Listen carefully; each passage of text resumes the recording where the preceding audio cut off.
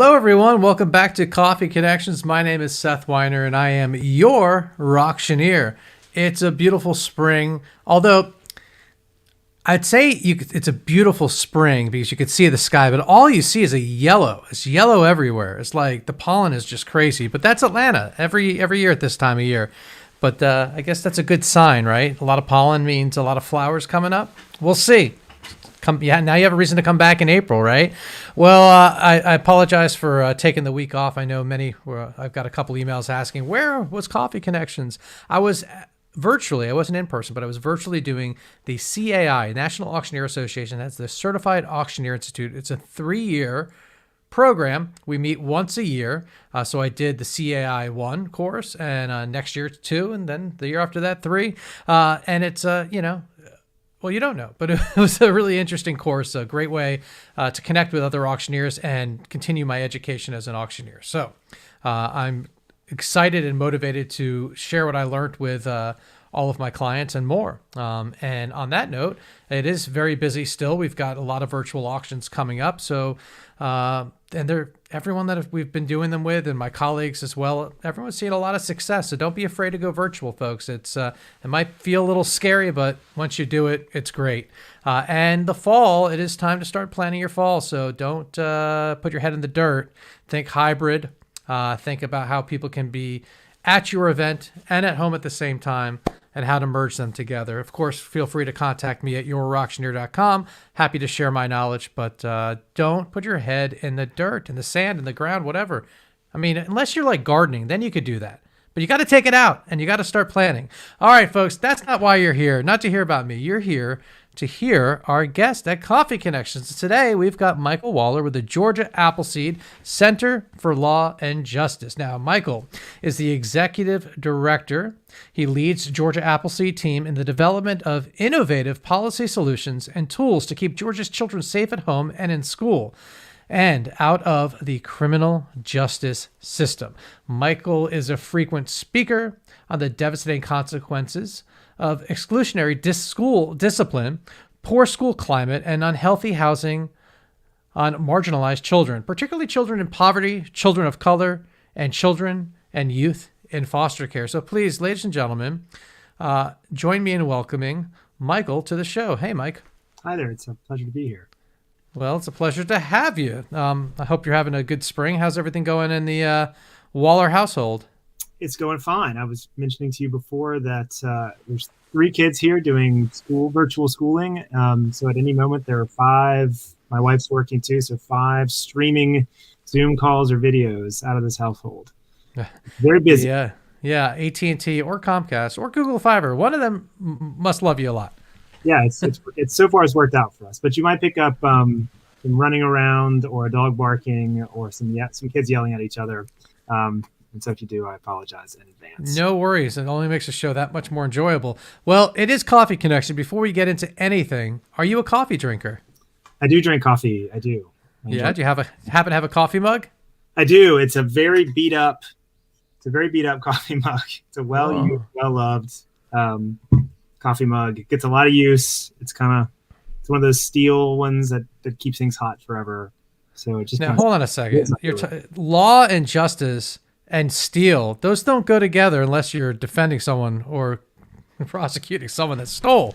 Now, so steel, when and where did you get this? This one actually was a gift from someone, and it's one of those the first generation of those vacuum sealed ones or whatever. Would you remember? This was not that long ago, but you got one and you put coffee in it, you put the top on it. It really did keep things hot forever. It was kind of a miracle. Well, this is it's just one of those, and it's starting to all the color starting to come off of it. But like I said, it's well loved, well used. And what kind of coffee do you put in there?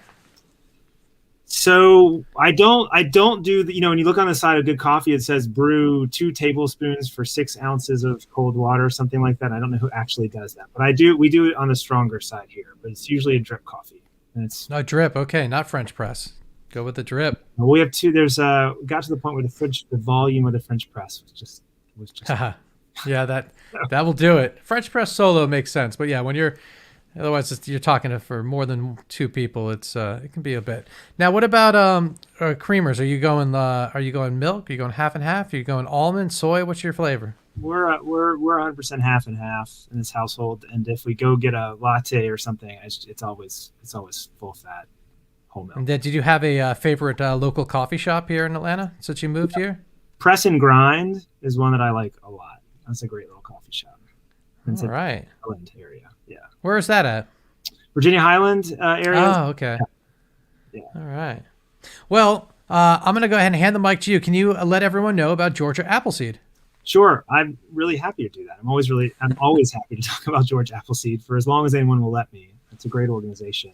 So my name is Michael Waller. I'm the executive director. And Georgia Appleseed Center for Law and Justice is a nonprofit, nonpartisan law center, and we are completely committed to advancing justice and equity for all of Georgia's children. We focus primarily on the populations where we feel like they have historically been discriminated against or at disadvantage. These are our Black and brown children, our LGBTQ kids, kids experiencing poverty, kids with disabilities, and children in foster care. And children in foster care are a very special population for us, and you and I might talk a little bit more about our work with them in the future. But we're a law center, so primarily we're like a law firm. We have lawyers, and we look at things from a law and policy perspective. Most of our work is looking at policy and trying to figure out what types of systemic changes need to be made to Georgia's education system and juvenile justice system and housing systems to improve the lives of these kids. So everything we work on 3 levels.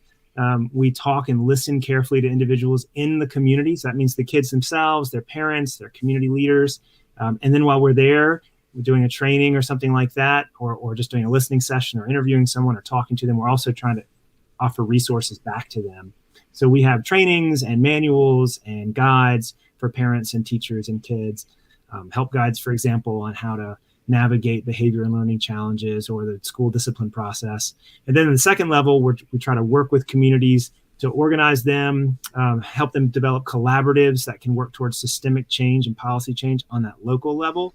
We're talking about real systemic change, trying to change the way the systems work to better serve these kids and support these kids. And then finally, we take what we learn from those communities and those individuals, we take them all the way up to the highest levels of state government and even federal government. So we have relationships with policymakers across the state, and we run 2 statewide coalitions, the Georgia Education Climate Coalition. And we'll talk about what education climate or school climate is in just a second, and the Georgia Healthy Housing Coalition. And those coalitions are collections of experts and organizations from across the state that come together regularly to talk about challenges, barriers that are in the way of these kids having stable, healthy homes, or these kids being able to stay in class learning and out of the juvenile justice system.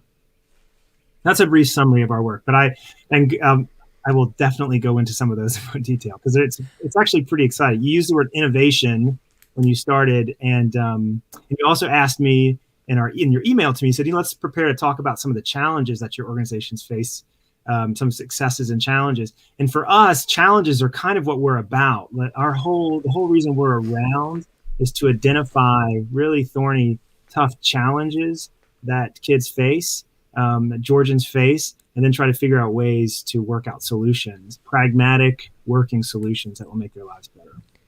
So how many people are involved in the organization? That's a really great question because it kind of scratches at the surface of one of the ways that we work and one of the reasons the organization is so special. So there are 7 staff members. That's it. So it's not a big staff. Now we're part of a large network across the country, but Georgia Appleseed has 7 staff members. But the reason we've been able to do all the remarkable things we've been able to do since 2005 when we were founded is because we rely on a tremendous amount of pro bono and volunteer support from the community. So just last year, I think we had 1,800 hours donated from the state's law firms, primarily lawyers, donating time for us. So it's over $800,000 worth of those pro bono hours. And that's how we get stuff done. We ask when people donate and they volunteer for us, we ask them to do what they do best. So we ask lawyers, for example, to do research for us, to do interviews, to represent kids in cases, to write for us and write briefs, those sorts of things. We ask economists to actually look at data and break it down for us. We ask statisticians to do the same, to help us sort of crunch numbers and figure out what's in the data. We work with bankers. We work with all kinds of professionals, and we ask them again just to do what they do best, but do it for the kids of Georgia. Now, is this your full-time job or is this part-time for you as well? Oh, this, yeah, this is full time. Okay. Yeah, it's full time all the time job, and because there's the thing is like Georgia's an amazing place, and there's a lot of resources, a lot of wealth here, but there's a lot of poverty here too, and there's a lot of work to be done in Georgia. Georgia has a lot to be proud of, for sure, but there's also a lot of work to be done, especially for our children. Hundreds of thousands of Georgia's children, for example, live in poverty, and that's just something that doesn't have to be. Like there are solutions to that, and we're working hard to try to bring the state around. And help put it in a good place to sort of take advantage of some of those solutions and change that. Where did the organization come to be out of? So the Georgia Appleseed is part of, like I said, a larger network. There's something called the Georgia Appleseed Movement. I'm sorry, the Appleseed Movement, or the National Appleseed Network. And there's 17 of us. The country and in Mexico. We're independent organizations. The network office is really sort of a coordinating office that helps sort of share information, that sort of thing. But we are united in our approach to things. And two of the main things that we share are this approach towards systemic change. So looking at issues carefully, and then how we use volunteer and pro bono resources from the community. So traditionally, nonprofit legal centers would use pro bono from lawyers to really help represent, tenants, for example, who are facing eviction, or women in domestic violence cases, or dependency cases, who couldn't afford an attorney, which, by the way, is a wonderful thing to do, and people should continue to do that. I myself am a former legal services attorney, and that's really rewarding work. But what the Appleseed movement did was say, well, let's look at what lawyers are doing.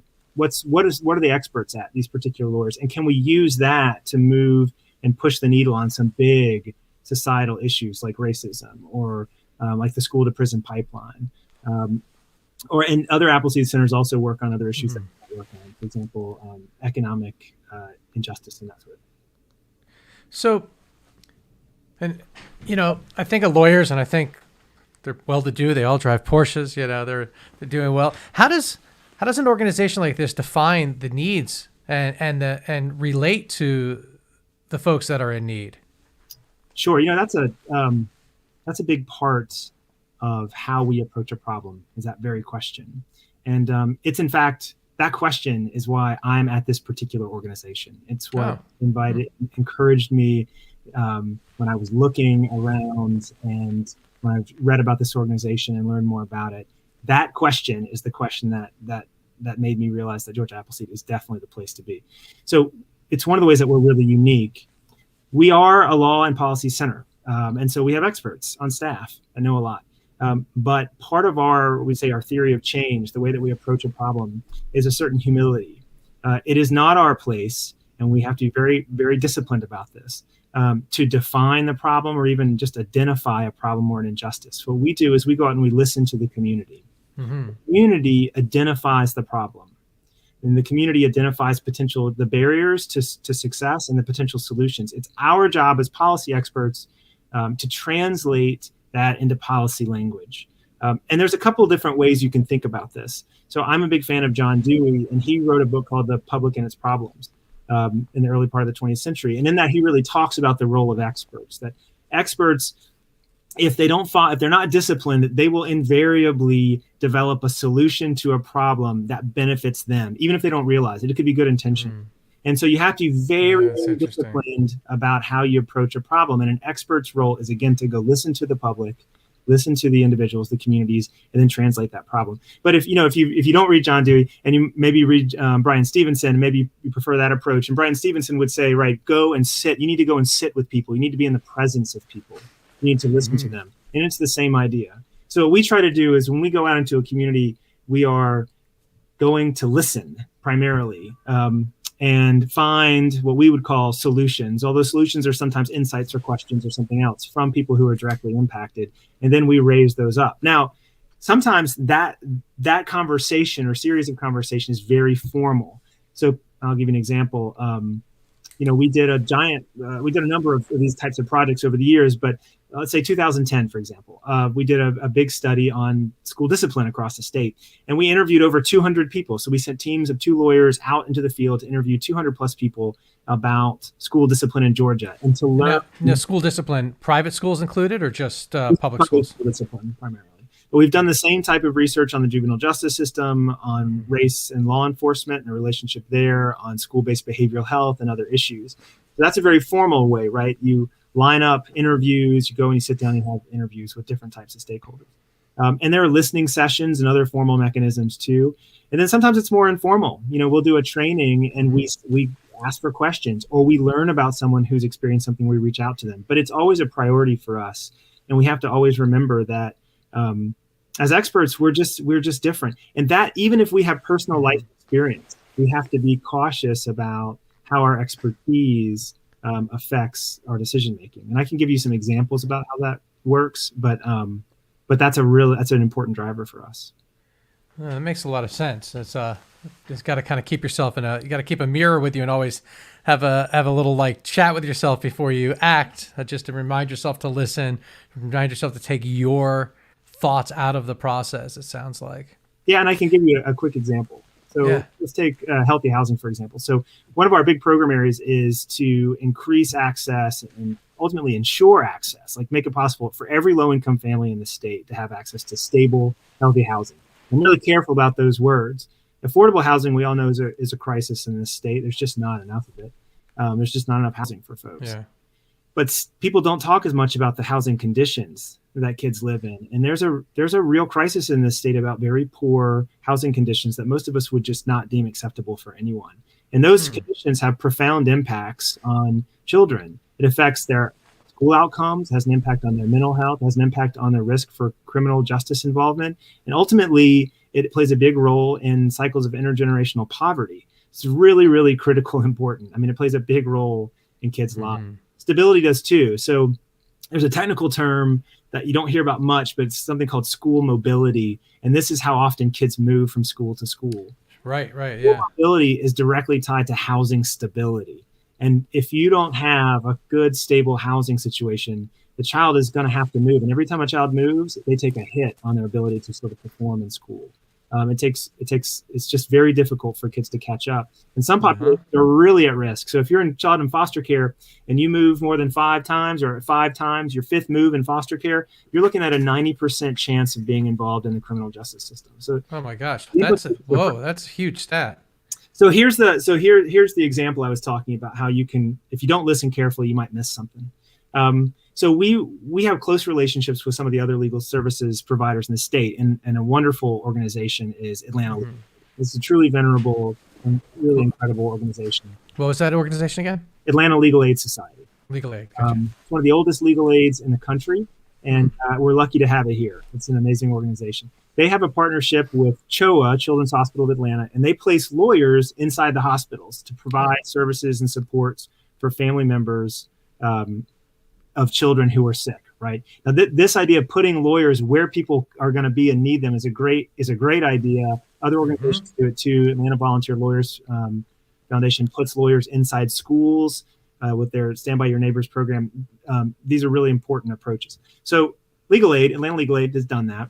And those lawyers were hearing from parents and from doctors saying, hey, kids are coming in because they're sickened from the home. So asthma or injuries or other things, pest infestations, those sorts of things. Or they've come in with chronic illnesses. We treated them.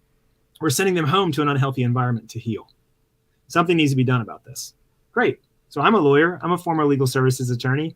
I'm thinking, great, this is a housing law question. And I can think I've got a long laundry list of additional protections I would love for Georgia to have for its low-income tenants, right?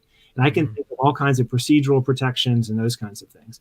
And it would be great, in my opinion, if we had those things. But often to really use those things, you need an attorney. It doesn't help people if they can't actually use the rights that they have without an attorney, right? So we started, asking the parents themselves, right? So what is it that you need? Do you need more protections? And what we heard back was, well, that would be great, but we do have protections. We just can't use them. We can't use them for two reasons. One, we don't have access to attorneys unless we're really lucky. There are just not enough legal aid attorneys out there. And two, when we try to exercise our rights, because tenants in Georgia have a right to a safe home. Like landlords are required to make repairs. And I should say the vast majority of landlords do this, of course. We're talking about a smaller subset of the slumlord variety. When we try to do that, they evict us. So we just get evicted. And so we started talking too with housing code enforcement folks, and that's the state regulating housing situations. And they said, yeah, well, we don't have a lot of resources. So if the person's is on their way out or involved in eviction, we don't even go check. So we realized, well, these people, they can't even enforce the rights they already have. Giving them additional rights is probably not the most pragmatic approach. And if we have one shot at this, Georgia is a very conservative state when it comes to landlord-tenant law. What should we focus on? And so it turns out folks wanted to be able to enforce their rights. And so what we pushed for was an anti-retaliation statute. This is sort of sexual harassment. You can make sexual harassment illegal, but if the victims, the women, are afraid to complain about sexual harassment because they'll be fired or otherwise retaliated against, they can't exercise those rights. So what we did with the help of Representative Sharon Cooper and a number of partner organizations was draft, lobby, push through, and ultimately get signed by the governor 2 years ago, really the most historic piece of landlord-tenant legislation since the 1970s in Georgia. And that was a law that made it unlawful for landlords to retaliate against tenants who were just asking the landlord to make repairs required under law. So that's an example of where you really need to listen to folks, because as an expert, I had a long list of solutions to the problem. And frankly, I would have tried to legislate the problem, like said, impose more obligations on landlords. And what the tenants actually told us is, we just want to be able to use the rights we've got. Now, they weren't saying we get additional rights, but they were saying that we do have rights right now. We just can't exercise them. Oh, that's powerful. Yeah. Well, how fast do you all move? I mean, because I feel like, gosh, like COVID hit. I mean, you have all these policies you're working on, all this stuff you're working on. Then all of a sudden, not only do you all have a new thing you have to work on and a new way. I mean, you talked about how you go to the communities and listen. I'm curious to know how you're listening to people when COVID hit, how you're changing your mindset on what policies you're working on, and then how you're getting ahead of the future because everything's changing. Yeah. So those are some challenges, and COVID obviously was a tremendous challenge for us because it was a challenge for our kids. And that's, again, sort of where we always start. So COVID put children in the sort of crosshairs of extreme housing instability with the economic impacts and the potential for a large number of evictions after tenants couldn't pay. And so there were policy alternatives to that. And we fought pretty hard for a moratorium that the CDC eventually did enact. We were fighting for one at the state level before that happened. And then also, there were sort of the public became more aware of a pre-existing problem, which was a inequitable distribution, right, of the access to school for kids, particularly virtual access and broadband access. So, we were confronted with that problem right away, not to mention just the public health crisis and other things. So you asked about how fast can you sort of pivot? Well, initially, you do have to pivot because you have to, as best you can, either directly support or work with other organizations who are supporting kids in the moment with the immediate needs. So that's where we used our Georgia Education Climate Coalition partners to help develop plans for getting resources, for example, tablets and other things to kids where they needed them. But you also have to always kind of keep your head up when you're in our position and really think about the long-term vision, because often we're working towards 5 and 10-year goals. Right. Yeah. So that can be really challenging on a number of levels, because you're trying to maintain a coalition of folks for a very long period of time. So you have to be very strategic about organizing some wins, right, every now and then to keep folks moving, to keep folks' eye on the ball, and then also very intentional about developing relationships along the way. So you got to, when you're in the place that we are, you got to do both of those things. And that can be very, very challenging. I would also say it's also really wonderful, rewarding work, because you have to really emphasize relationships, and you got to keep yourself disciplined about listening to the community. I should also say, we talk a lot about COVID. The other thing that happened this year, which was so significant and so important for Georgia and its kids, was the sort of awakening for a lot of folks about the significance of police violence against Black communities, and how those Black communities felt that violence, and how they actually carried that with them on a day-to-day basis, and how that affects children. That is bad, and I think we're still feeling that. We're going to see how that plays out. And this goes to sort of your role in sort of fundraising. You began to see movement from corporate America towards racial justice in a way that we have not ever before, in terms of their willingness to make some statements about being, supporting it. And it is really, that's a really significant shift that we can't let just kind of sort of fizzle out. We got to focus on. So, for example, one of the biggest challenges that our organization faces is that we have worked for over a decade now to improve and change the way schools across the state handle student discipline. Student discipline, school discipline, is sort of the third criminal justice system in the state. That's what I like to say. So you've got like the adult criminal justice system, you've got the juvenile justice system, and you have the school justice system. And the school systems run tribunals that act like quasi courts, and they kick kids out of school that way. And those kids, when that happens, they are increased risk to the juvenile justice system. And sometimes they're sent directly from school. Actually, I shouldn't say sometimes, quite often, they're sent directly from school into the juvenile justice system or the criminal justice system, as schools sort of engage in security-related discipline often, but sometimes not that. Sometimes there are referrals to juvenile court that are more ambiguous than that.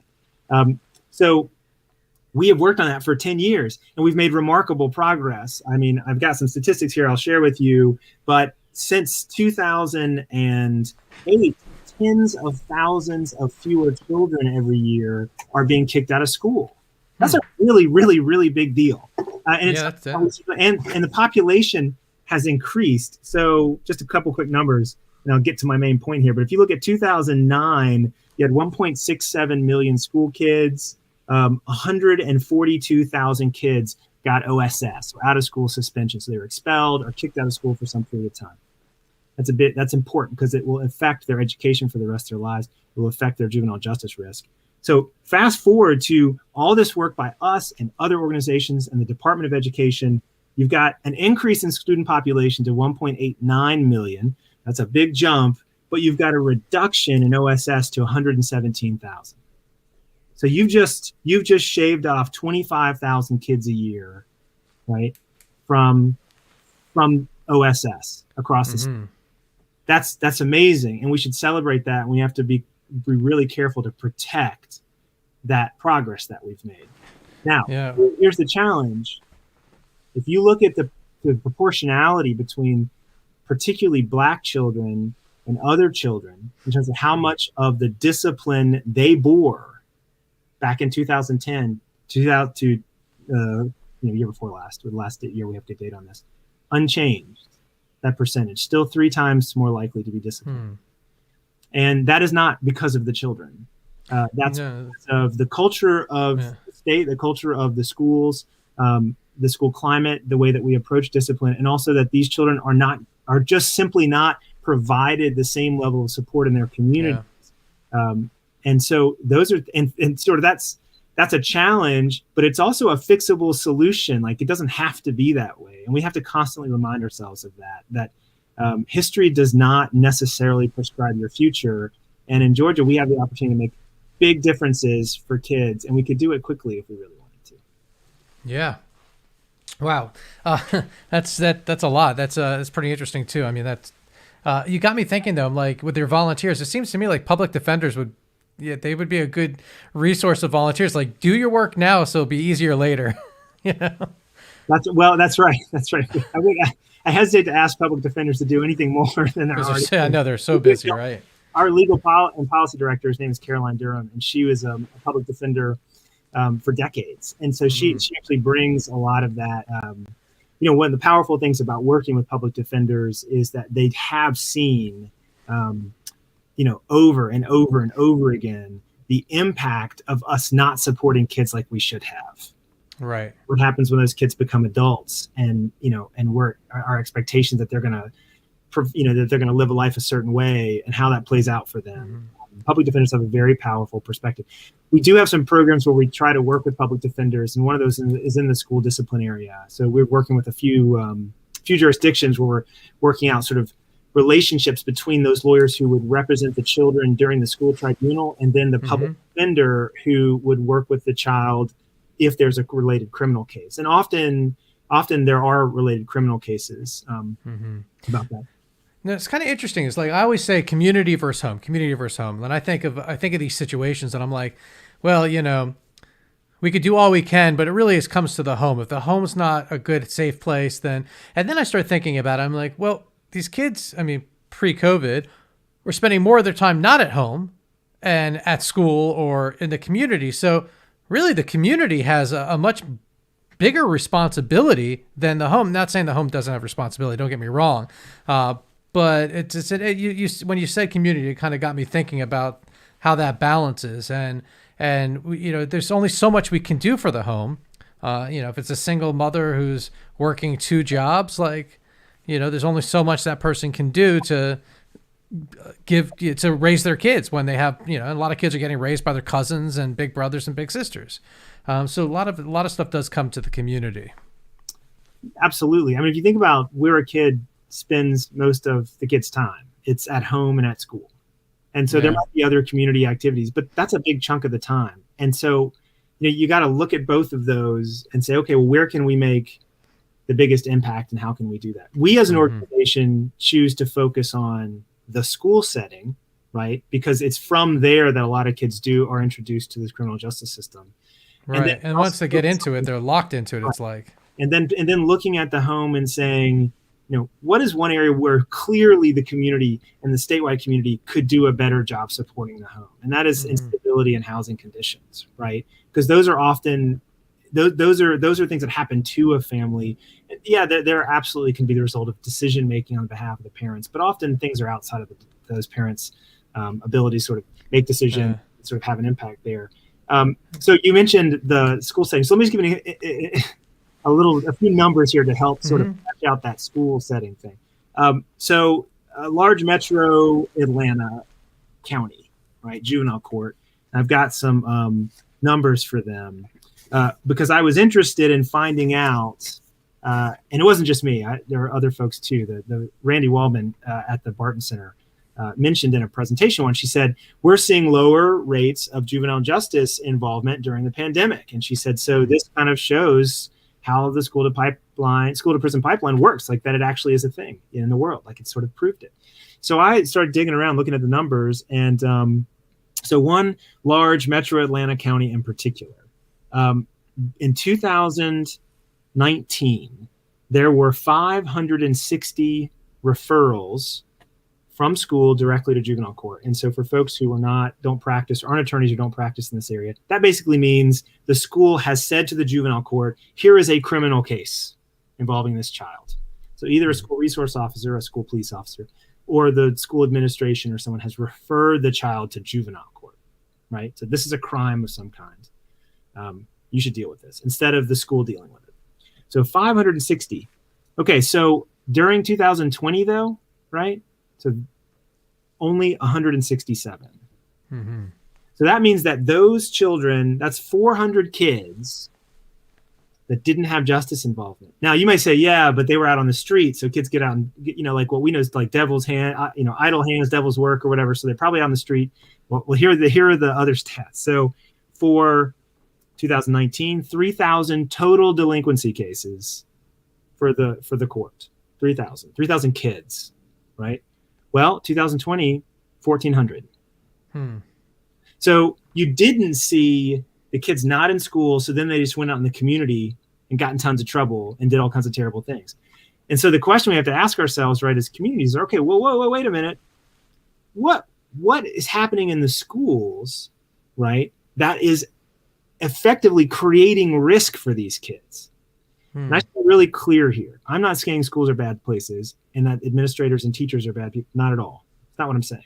What I'm saying is there are ways that we can support schools and support teachers better to help them sort of explore and use resources and learn about how they might be actually creating risk for these kids. And it's not hard to imagine. There's a famous scenario. There's a poem. It's a great poem. And it's about this young woman gets up in the morning. She's got to take care of her 2 little brothers, right? Takes care of them, gets them all ready, gets them fed, gets them to school on time. That's great. She gets to school late, right? And this is her household. This is what she has to do. This is her responsibility. She gets to school late. So what happens to her? She gets in trouble, right? So instead of getting a pat on the back, instead of getting a star for the day, right. They say, oh, you're late. You're tardy. It goes on your record or whatever. So she's tardy. Okay. So then, but school's got to, trying to get people in there, incentivize people to come to school on time, all that stuff, right? So she goes to school, she's late. So fine. So she gets started. Well, guess what? She forgot her pencil. So what happens? So she gets in trouble because she forgot her pencil. She's not prepared for school. So now she's got like the second check against her or whatever, right? Strike against her. So what does she do? This time she's a little frustrated, right? Because she didn't sleep enough. She's been working all morning, working her tail off. And she gets this and she gives a little lip. Like she just, she's like, enough, and says something back, which frankly, most of us would be like, yeah, that's legit. That makes sense, right? But she gets in trouble for that. Well, you can see how this just progresses. By the time something else happens at the end of the day, she's tired, she's overworked. She's under a lot of stress. She's already caught crap from people twice. And she eventually gets in trouble for defiant behavior or something like that. And eventually, she gets in serious trouble. Now, like, we just can't deal with you. We're not going to deal with you. And if you look at schools, disciplines, a big chunk, a significant percentage of these kids are disciplined for things like defiance. It's not violent behavior. It's like defiance or other discipline, where the school is just kind of sick of dealing with the kid. And the school says they're sick of dealing with the kid. What that really means is that school is not being supported enough, right? Either through training or just resources to support those kids in the way they need to be supported. And we should hear that as a community, and we should say, that's a cry for help, both on part of the child and on part of the school. And there's some great thinkers that we have in the state about this. Ariane Weldon, Dr. Gary McGivney, real leaders in this kind of thinking. And they would tell you that when that behavior is communication. And when a child is acting out at school, the child's communicating something to us about something outside of that moment. And we should be listening. So what you're saying is the schools need marriage counseling. Well, you know what? Schools do need counselors. I'm glad you said that, because one of our biggest pushes, one of our main areas in that second thing I told you about promoting supports for kids, school-based behavioral health, school-based mental health. And Georgia, like with the school climate, we haven't talked about its progress in school climate reform. We just touched on it. But also with school-based behavioral health, Georgia is a leader in this across the country. Georgians saw that school-based behavioral health, mental health services, in other words, providing mental health services for kids where they are when they need it, for school, because remember, they're in school or at home, and especially with kids whose parents can't drive them all over the place or pay directly, finding ways to support having professional mental health counselors in schools to work directly with kids when they need it, and also to work with the school community, the teachers, help think through discipline issues, all of that makes a big difference. And Georgia recently, some Georgians recently released a study, Dr. McGivney, Ariane Weldon, some others, that showed the positive correlation between providing those services and discipline outcomes, which is just frankly, it's a no-brainer. And if you go to these schools and you say to ask a teacher, have you referred kids to the mental health center for help when there's discipline issues? Absolutely. Absolutely. And I talked to a school resource officer and she had this wonderful story about engaging with a school counselor and the difference it made not only for that one child who was a runaway, kept running away from school. So what do? You bust a kid who runs away from school, right? A kid doesn't want to be in school, so you bust them. And eventually then you suspend them. Yeah, that's the irony. So she is busting this kid and it's frustrating because it keeps happening and she can see where this kid's going, right?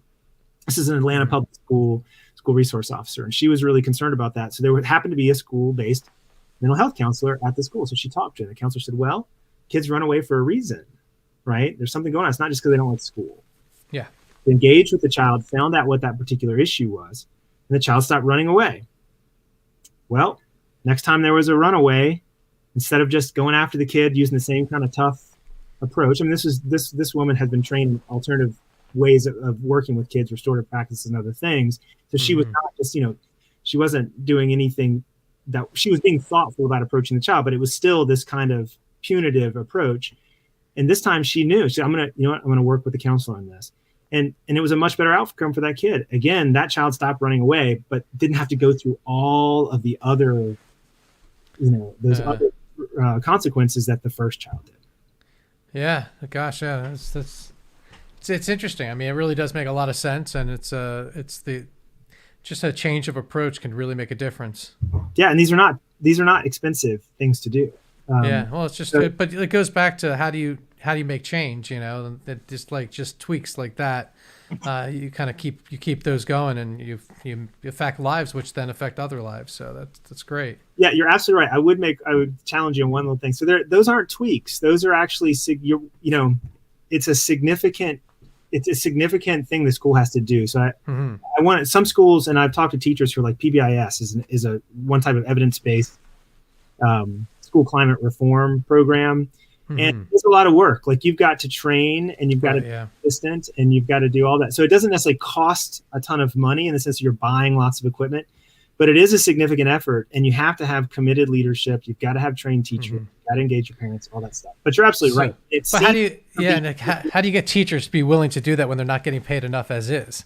This is asking them. Yeah, that's a great question. And teachers should be supported more. Absolutely, there's no doubt about that. The good news about this kind of thing is it actually improves their lives a lot. So if you look at schools who have implemented these types of reforms, and I should say Georgia has grown from a place in 2005 or 6.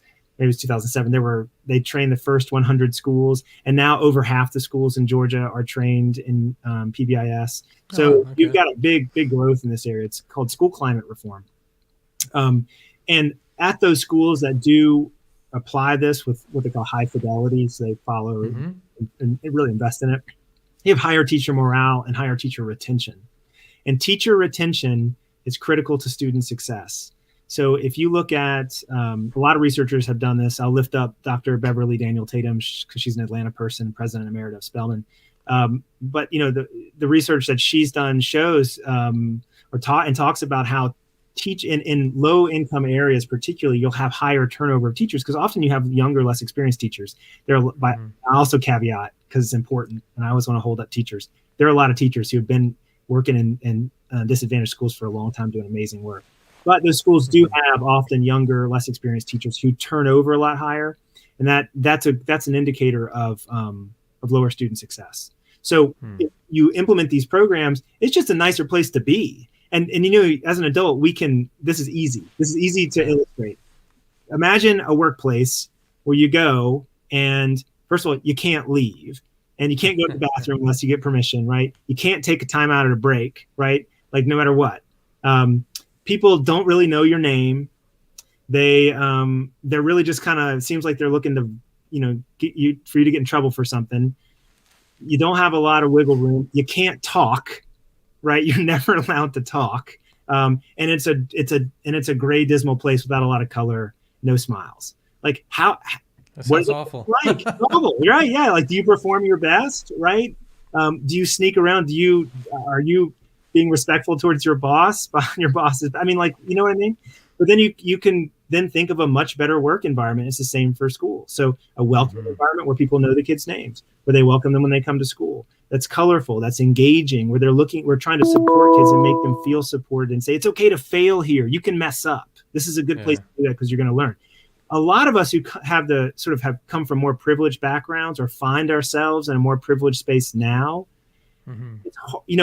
we just went to schools where there were more resources. It was easier. And so that's like school for us. So a lot of, folks don't realize like this is a crisis for kids who didn't go to our schools. You might, when you ask about school climate, you'll say, what is your memory? And I should have done this.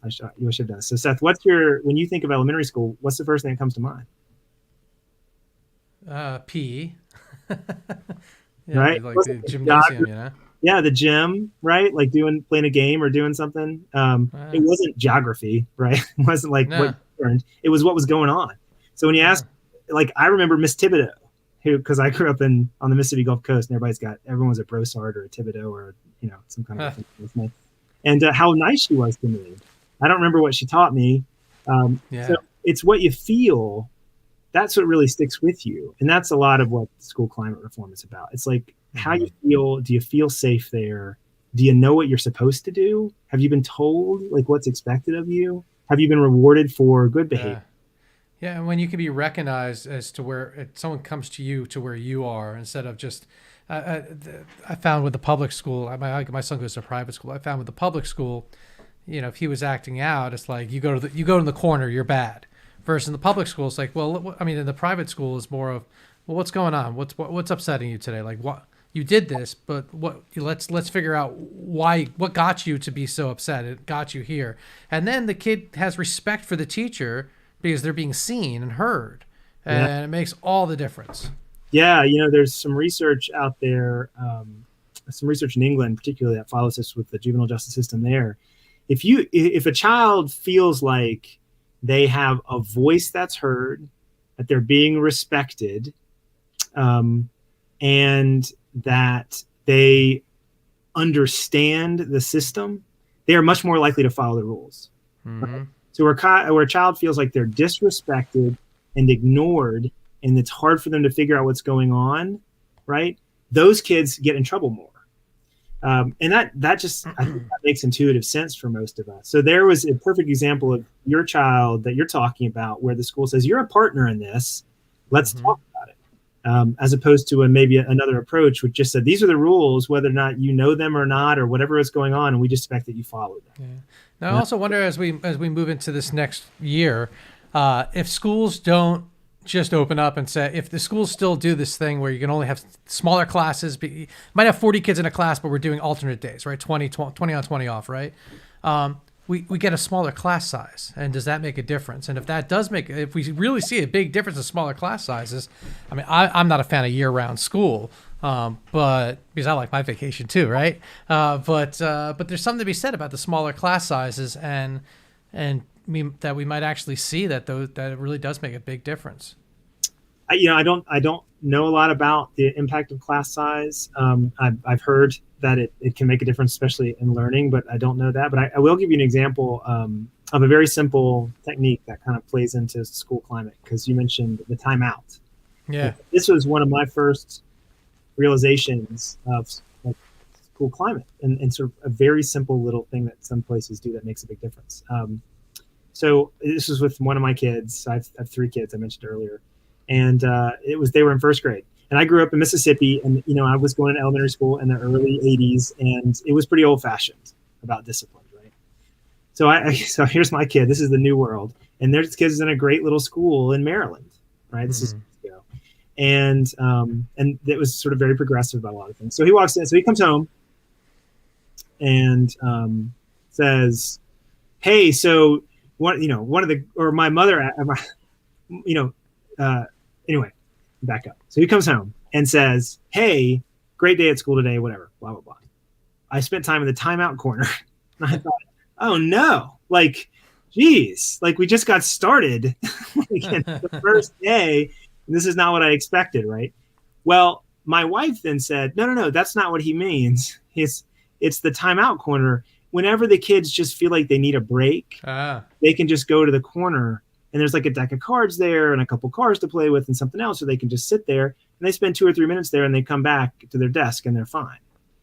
And I thought, of course, that's genius. If someone was to tell me that I couldn't just take a minute when I needed to take a minute, I would be like, I would just not work there anymore, at my place of employment. And that's just one of those techniques that, you need some training in, you got to kind of figure out. But it actually helps these kids a lot. They just take a minute. And it's just, I wonder how that have played out as the kids got a little older and you had to argue, you're in that argument with them, and you go to the kid because as an adult, you need to be able to go to a kid and say, look, I need a minute. You got to respect me. I need a minute. Just calm myself down. Right. And I wonder if that kind of leaned onto that a little. I will say you're always going to have individual challenges, and the approach to discipline is like an approach to public health in a lot of ways. like what you're trying to do is reduce the total amount of like discipline incidents across in the whole school, because that reduces pressure on everybody. So just by doing some of these reforms, you'll eliminate a lot of sort of baseline discipline stuff. That allows you to focus resources on the kids who really need the most support.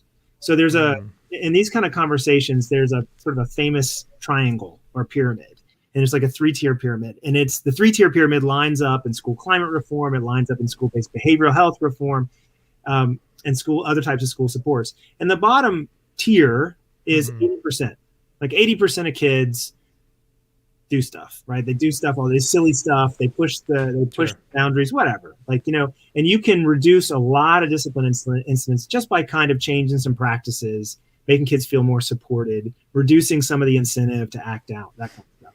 But that leaves you with the more resources to focus on tier 2, which is, 15, I don't know what it is. I can't remember. It's like, 15%. Yeah. Right? So 15% of the kids, it's a little more serious. You need some more intervention there, right? These are the kids who are like going to try to take advantage of whatever, or they've got something else going on, and you really need to spend some time with them and figure out like what's the issue. And then you've got the top tier who are the 5%. And those kids like really need concentrated support. But if you're distracted by stuff that you could probably easily eliminate just by changing some school practices, some additional training, and really focusing and trying to implement PBIS, that gives you a lot more time to focus on those other 20%. And their outcomes are going to be better too. Yeah, there's a lot here. So I appreciate your time. I do want to just quickly talk about, where did you get your funding? I know you mentioned that you're part of a larger group, but that you're individual here. So where does Georgia Appleseed get their funding from? Right. So we do not get funding from the national organization. Our funding is raised in Georgia. It comes primarily from Georgians and Georgia foundations. So, and from a technical perspective, we get a certain percentage from foundation support, and often that's called restricted funding. So that's funding for programming. And that's where, that's to support specific program with rules attached. So it will help me pay for an attorney to go do something, but won't really pay the salary for the support staff who really keep the organization running. So don't get me wrong, it's great. It's vital to the organization. And we really need that support. The better type of funding is what we would call unrestricted funding. And that's the kind of funding that you raise when you're out, auctioneering for people, right? So this is where people make donations and say, we want to support the mission. We want to support this organization. And we trust them to use this money to do what's, the best thing with it.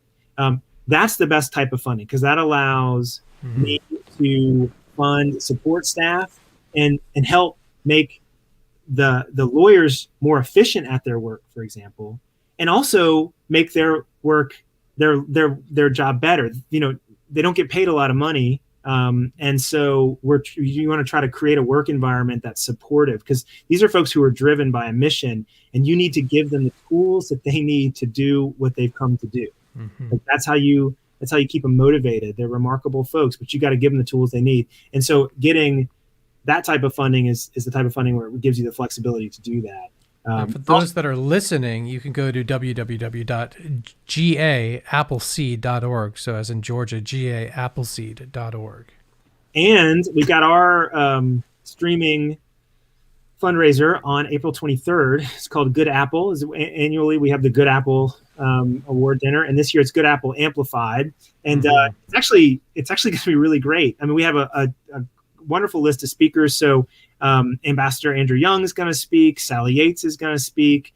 We're going to have Chairman Sharon Cooper of the Georgia Representative, Sharon Cooper, who's going to partner with us on stuff. Former U.S. Attorney B.J. Pack. We're going to have Delfio Marsalis from New Orleans, who's a famous trombonist, and you've also heard of his brothers and his dad. He's going to be with us live. He's got various songs that he's going to play for us as well. And then we have our keynote, who is Dr. Beverly Daniel Tatum, who I mentioned earlier. We're super excited about this. She'll be interviewed by a young person about her vision about what a world would be like where Black and brown kids and LGBTQ kids and kids experiencing poverty were supported. What would that look like? and how does that, from her perspective, what can we do to sort of take apart the school to prison pipeline? So there's going to be music and a long list of wonderful speakers, and you'll learn more about us, and of course, you'll have an opportunity to donate some really important money into the organization. Absolutely. Wonderful. So, yeah, that's awesome. So again, folks, Georgia Appleseed, Appleseed.org. Thank you so much for your time. I really enjoyed having you. I mean, obviously we said a half hour, but we're almost on the hour mark. So there's definitely, this organization does a lot, and I feel like we just scratched the surface. So thanks for what you do, what your organization, everyone involved, and everyone that volunteers. So yeah, thank you so much for your time. Before I let you go, I always have my guests recommend a future guest, an Atlanta nonprofit innovator. Is there is there a person that you'd like to recommend to be on Coffee Connections? Yeah, so one of our partner organizations that we work with a lot is Voices for Georgia's Children. So okay. Erica Sitkoff is the executive director of Voices, and I think she'd be great to have on the show. They've done a lot of really innovative things around policy and about storytelling, because that's so important, and getting the story out, having Georgians understand the significance of this work. So I think she'd be a great guest. Welcome to have her here. So thank you so much. Enjoy the rest of your week, and folks, we'll see you on Thursday with I think we've got Big Sisters, Big Brothers organization on. So looking forward to this. Keeping it with the kids. Keeping it with the kids this week. All right, Michael. Thank you so much, everyone. We'll see you soon. Thanks, Seth.